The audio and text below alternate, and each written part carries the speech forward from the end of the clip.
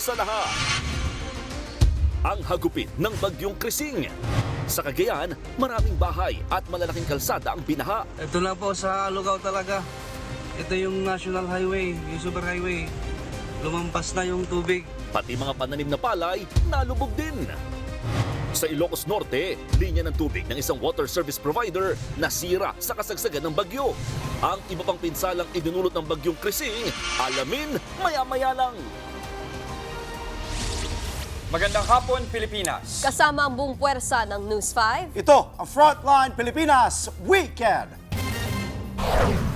Bagyong Krising nakalabas na ng Philippine Area of Responsibility pero lalo pang lumakas at isa ng severe tropical storm. Ilang lugar, inuulan pa rin. Namerwisyo rin ang habagat sa Metro Manila. Sa Quezon City, hanggang dibdib ang baha. 4 na sasakyan sa C5 Katipunan nabagsakan ng malaking billboard at poste. Mga napaulat na nawawala dahil sa Bagyong Krising at habagat, umabot na sa 3. 2 sugatan. Pagsalpok ng truck sa isang van sa Isabela, sa pool sa CCTV. 8 pasahero ng van, patay. At pambansang kamao na si Manny Pacquiao at Mario Barrios sumalang na sa weigh-in para sa laban nila bukas.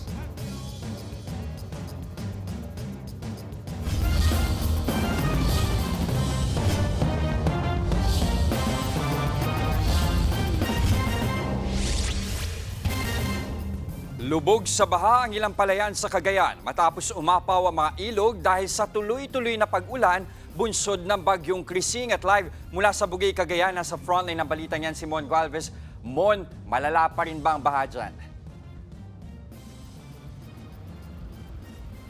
Oo, Jess, binahang ilang bahagi ng Cagayan gaya na lamang dito sa Bugay dahil nga sa walang patid na buhos ng ulan bunsod ng Bagyong Krising kahapon. Pero yung katabing bayan nito na Santa Teresita, nako, lahat ng barangay may ibahaging nalubog sa tubig.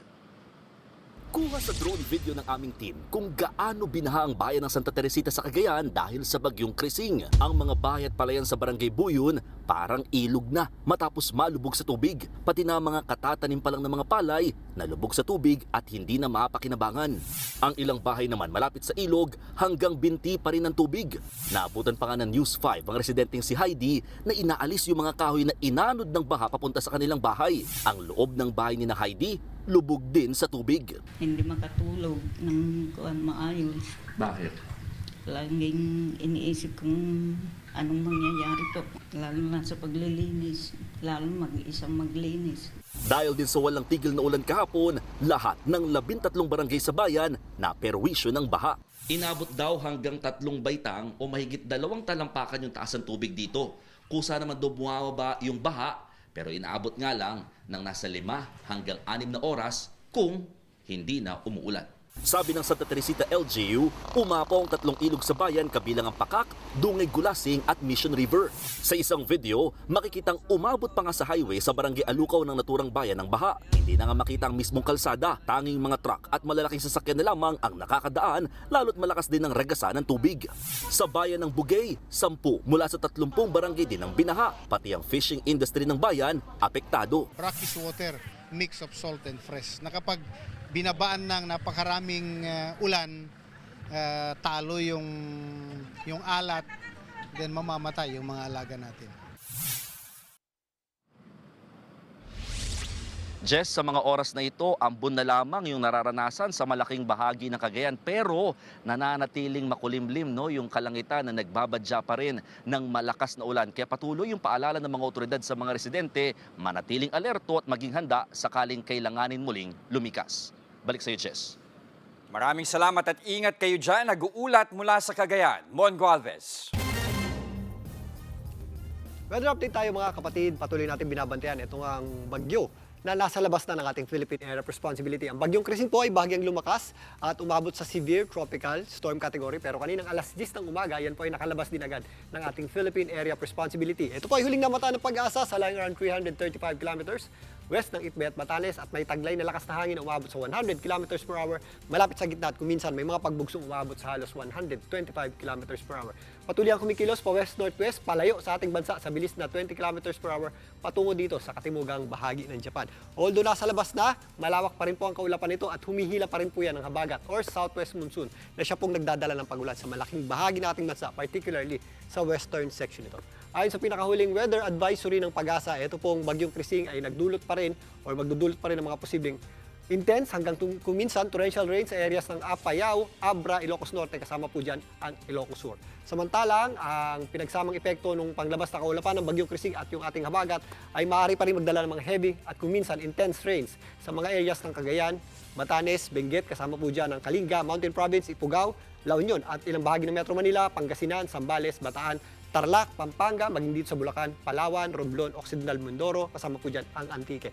Moderate at kung minsan, heavy rains ang ating aasahan dito po sa mga areas ng Isabela, Nueva Vizcaya, Quirino, kasama po dyan ang Cavite, Laguna, Batangas at Rizal, maging dito sa Oriental Mindoro, Aklan, Capiz, Iloilo, Guimaras, Siquijor, Negros Occidental at Negros Oriental. Bukas, kasabay po ng unti-unting paglayo pa nito pong bagyong Krising, asahan natin na significantly mababawasan po ang ating mga pagulan sa malaking bahagi ng ating bansa. Pero meron pa rin tayong mga katamtaman hanggang minsan malalakas na pagulan sa mga areas ng Pangasinan, kasama po dyan ang Bulacan, Tarlac, Pampanga, maging dito sa Metro Manila, maula pa rin po ang panahon natin at mataas ang ating tsansa ng pagulan. Ganun din po sa mga areas ng Cavite at Batangas. Magpapatuloy po yung ating mga pagulan or epekto ng habagat sa darating na Lunes. Pero again, nabawasan po yung ating mga pagulan, maula pa rin ang panahon natin at mataas ang tsansa ng pagulan at posible pa rin yung ating mga scattered at kalat-kalat na pagulan. Kaya again, ugalin po ang pagdadala ng paayong at kung hindi naman po ganun ka-importante yung ating gagawin, magstay po tayo sa bahay. Ayan muna ang latest sa ating lagay ng panahon. Muli ako po ang inyong weather frontliner, Alvin Pura, na lagi may panahon para sa iyo. Maraming salamat, Tito Alvin. Samantala, hindi naman po nakaligtas ang Metro Manila sa sama ng panahon. Ilang kalsada ang lubog sa baha at hindi na halos madaanan ng mga sasakyan. At live po mula sa Quezon City, nasa frontline ng balitang yan, si JC Cosico. JC, umuulan pa ba dyan sa lugar mo ngayon? Andre, sa ngayon nga ay pabugso-bugso pa rin yung ulan, at least dito nga yan sa ating area sa Barangay Rojas District sa Quezon City na isa sa mga flood-prone areas dito po sa lungsod. Sa ngayon nga ay 29 families po yung narito sa kanilang evacuation center. And as you can see, ay nakaset up na nga itong mga modular tents dito nga po sa kanilang evacuation center. At maliban nga sa QC ay hindi rin po nakaligtas sa baha ang ilang pa mga lugar dito sa Metro Manila. Dahil sa walang patid na ulan dulot ng habagat, ilang mga pangunahing kalsada sa Maynila ang lubog sa baha. Sa ilang bahagi ng Taft Avenue, gutter level ang inabot ng tubig. Nakakadaan naman ang mga sasakyan. Pero may ilang motoristang mas pinili na lang hindi tumuloy sa baha. Ang lalim. Malalim, oo. Baka maano pa, bago pa yung motor ko eh. Baka masira. Sobrang lalim. Saan ka papunta pa nito? Pasay pa, ma'am. Nagtrabaho, driver. Bilang driver. Dito na ako. Maghanap na lang, walang baha. Bukod sa Taft Avenue, may baha rin sa Espanya Boulevard at Quirino Avenue. Binaha rin ang ilang kalsada sa Malabon City. Nagtiyaga ang mga residente at mga light vehicle na lumusong sa baha. May ilang barangay naman na hindi madaanan ng mga sasakyan dahil mataas na ang baha. Halos hindi nalalayo ang sitwasyon sa Quezon City. Ilang kalsada rin ang lubog gaya na lang sa G. Araneta Avenue. Apektado rin ang mga residente na nasa gilid ng kalsada. Sa gitna ng nagpapatuloy na pag-ulan na sinabayan ng malakas na hangin, bumagsak ang isang poste at billboard sa C5 Katipunan sa Quezon City. 4 na sasakyan ang nadaganan pero walang napaulat na nasaktan. Initially, yung report ng energy sector, nauna yung billboard na umigay, tinamaan yung wire nakakabit sa poste, na bali yung poste dito sa may bandang taas. Okay. Pero nakatak niya yung buong poste na humarang sa northbound ng C5 doon. So domino effect siya.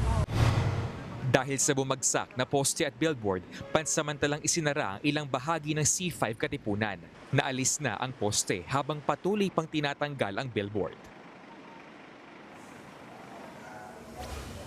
Dito muli sa Barangay Rojas District, there are 9 areas or roads na madalas pong binabaha. Kabilang nga dyan itong Waling-Waling Street na kanina pong umaga ay umabot yung hanggang sa dibdib yung tubig baha ayon po sa barangay. Ito kasing areas na ito ay napaliligiran po ng mga ilog, kaya po talagang flood prone ang mga lugar po na ito. Pero ayon sa barangay, yung mga evacuees nga dito sa kanilang evacuation center will be allowed to go home as long as na bumuti na po ang lagay na panahon. Andre. Maraming salamat, JC Cosico. Bine-verifika ng Office of Civil Defense ang 3 napaulat na nawawala dahil sa masamang panahon. At ayon sa OCD, mangingisda sa Palawan ang isa dyan na pinipilit pa raw pumalaot kahit malakas ang ulan. Galing naman daw sa Baste, Antique ang 2 iba pang inanod umano ng baha. 2 rin ang napaulat na sugatan sa Camarines Sur matapos mabagsakan ng puno. Samantala, aabot na sa 215,000 na mga residente ang apektado ng habagat na pinalakas pa ng bagyong Krising. Karamihan sa kanila ay galing Negros Island Region at Panay Island. Kanselado ulit ang search and retrieval operations ng Philippine Coast Guard sa mga nawawalang sabungero sa Taal dahil sa sama ng panahon. Ilang mga pamilya namang nakatira malapit sa lawa ang inilikas dahil sa ulang hatid ng bagyo at habagat. Live mula sa Laurel, Batangas, nasa frontline na balita niyan si Rainiel Pawid.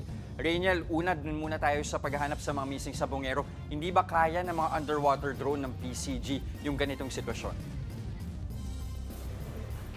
Jester, sa nakuha nga nating impormasyon ay kahit may kakayanan itong remotely operated vehicle na sumisid sa ilalim ng lawa sa mga panahong tulad nito ay kailangan pa rin daw sundin ng ating searching team yung protocol nga na tuwing may madedetect itong underwater equipment ay kailangan din itong suportahan ng mga human diver para kapain yung nasa ilalim ng lake bed o sa ilalim nga ng lawa. Gaya na lamang nung ginawa nila nitong isang araw kung saan may mga panibagong nakasupot na possible evidence yung kanilang nakuha. Pero bago nga yun maiangat, ay nagkalat muna ito at kailangan pang kolektahin ng mga diver.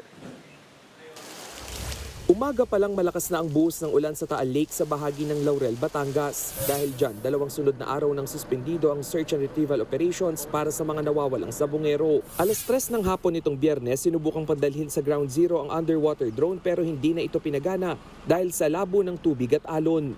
Sa gitna naman nito, pinalikas na rin ang mga residenteng naninirahan malapit sa lawa dahil sa bagyong Krising. Sa barangay Gulod sa Laurel pa rin, 21 pamilya na ang nasa evacuation center. Ang ilan sa kanila may trauma pa raw sa dinanas noong bagyong Christine noong 1 taon. Nabagsakan po yung aming bahay po ng malaking puno na ikinamatay po ng aking apo. Tapos binaha po kami talaga. Sa amin po, malaking baha po ang kaya po ay kunting ulan lang po sa amin kami natatakot na. Agad namang pinaabutan ng tulong ng lokal na pamahalaan ang mga apektadong pamilya. Sa report mula sa Local Disaster Unit ng Laurel, mayroon pang mga residenteng mula sa mga barangay ng Buso-Buso at Leviste na nakisilong na sa kanilang mga kaanak na nasa ligtas na lugar. Mayroon na rin po tayo na 53 family na nandun po sa kanilang mga kamag-anak. Doon po muna pasamantala silang tumutuloy. Dumagdag pa ito sa pahirapan ng kabuhayan ng higit 500 residente na nakadepende sa lawa. Dati nang dinaing ng mga residente na naaapektuhan na ng paghahanap sa mga sabongero ang kanilang hanap buhay. Kaya may tsansa umanong magdeklara ng state of calamity sa bayan ng Laurel.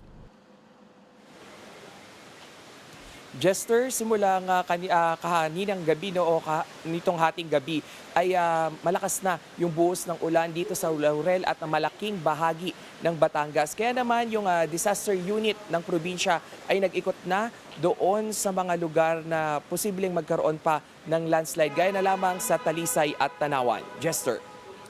Ingat kayo dyan. Maraming salamat. Nag-uulat mula sa Laurel, Batangas, Rainiel Pawid. Isinilalim na po sa state of calamity ang Cebu City kasunod ng matinding mga pagbaha sa lungsod. Ayon sa Cebu Disaster Risk Reduction and Management Office, 4 na araw nang nakakaranas ng pagbaha ang lungsod. Dahil daw po yan sa tuloy-tuloy na buhos ng ulan na dala ng hanging habagat. Nakahanda rin ang evacuation centers para sa mga pamilyang kinakailangang lumikas. Tiniyak naman ng lungsod na mayroon silang sapat na pondo para tugunan ang pangangailangan ng mga residente. Nasagip ang 16 na mangingisda matapos masira ang kanilang bangka sa bahagi ng Baho de Masinloc. Pasado alas 10 ng umaga nitong Huwebes nang matanggap ng BRP Teresa Magbanwa ang distress call. Ayon sa mga mangingisda, naputol ang propeller ng kanilang bangka at ligtas namang naihatid ang mga mangingisda sa Mariveles, Bataan. Sa Catanduanes naman, nasagip rin ang 3 crew na sumadsad sa barge. Base sa inisyal na report, napatid ang lubid na nakakonekta sa anchor ng barge dahil sa hampas ng malakas na alon. Walang naitalang insidente ng oil spill mula sa barge. Susunod, nasa 10,000 residente sa Ilocos Norte nawalan ng tubig dahil sa nasirang linya sa bumigay na river wall. 3 patay matapos sumalpok ang sinasakyan nilang SUV sa isang bus sa San Pablo, Laguna. At alagang aso biglang nagulungan ng malaking bato. Lahat ng yan sa pagbabalik ng Frontline Pilipinas Weekend.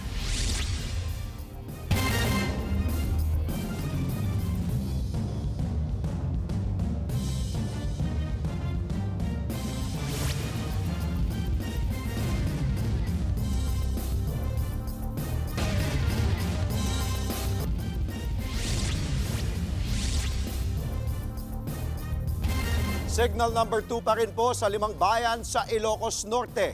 Sa gitna naman ng pananalasa ng bagyong Krising, nawalan ng tubig ang nasa 10,000 residente sa isang bayan doon dahil sa bumigay na river wall. At live mula sa Lawag City, nasa frontline ng balitang yan, si Gio Robles. Gio, malakas pa rin ba ang pag-ulan dyan sa Ilocos Norte?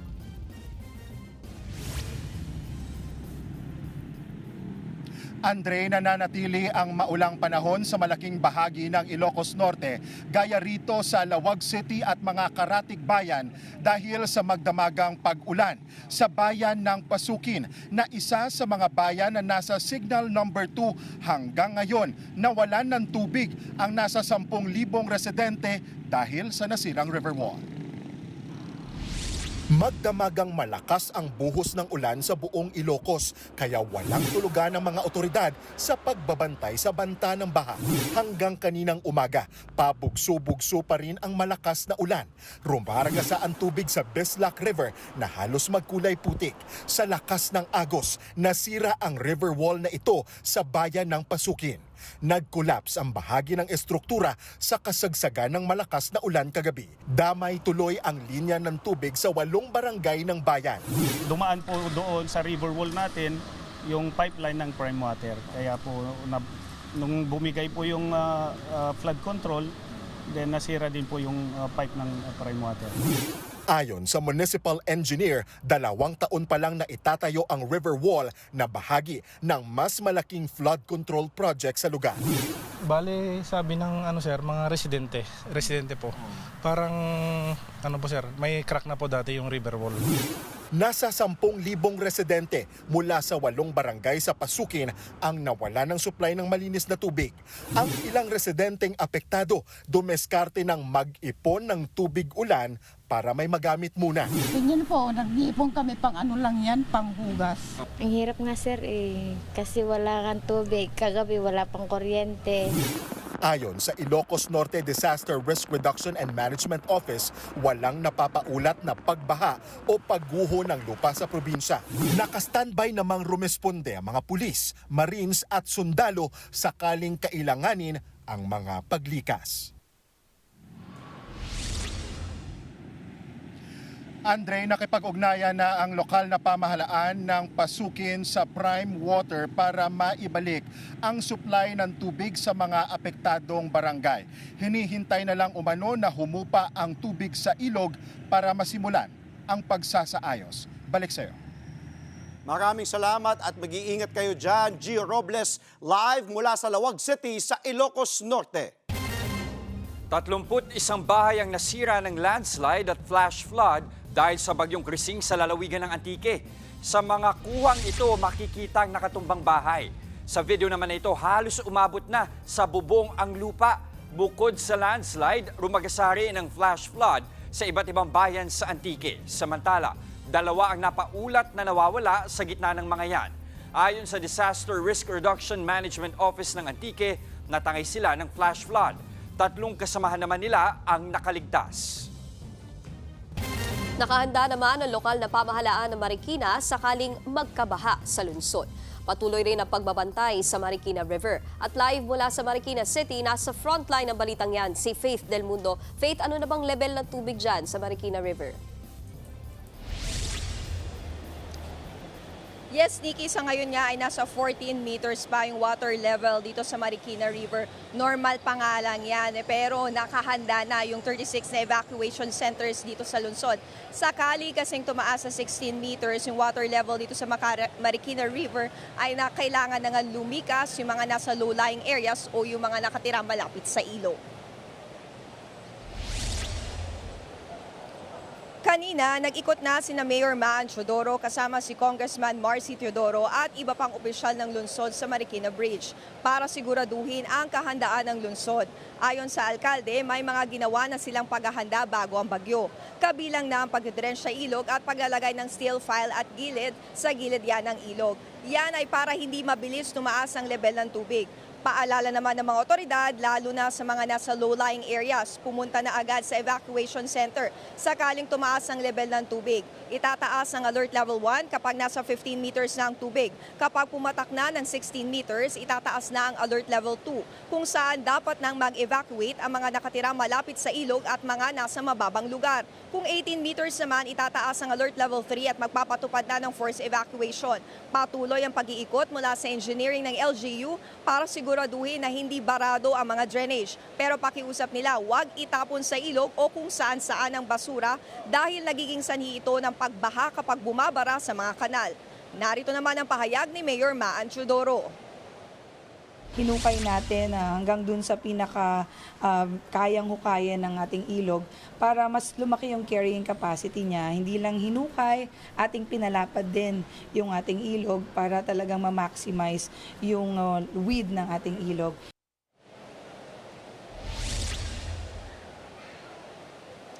Nikki, dahil nga inaasahan pa yung malakas na buhos ng ulan, ay talagang nakahanda naman yung rescue hotline na 161 ng Marikina at nakapreposisyon na nga yung mga rescue boats sa buong lungsod. Nikki.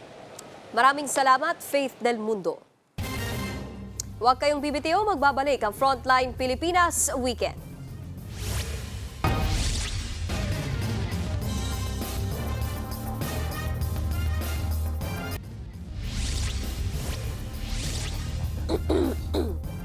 At yan po ang mga impormasyong dapat ninyong malaman. Mga balita para sa may alam at may pakialam. Kami ang inyong mga kasangga sa Frontline Pilipinas Weekend.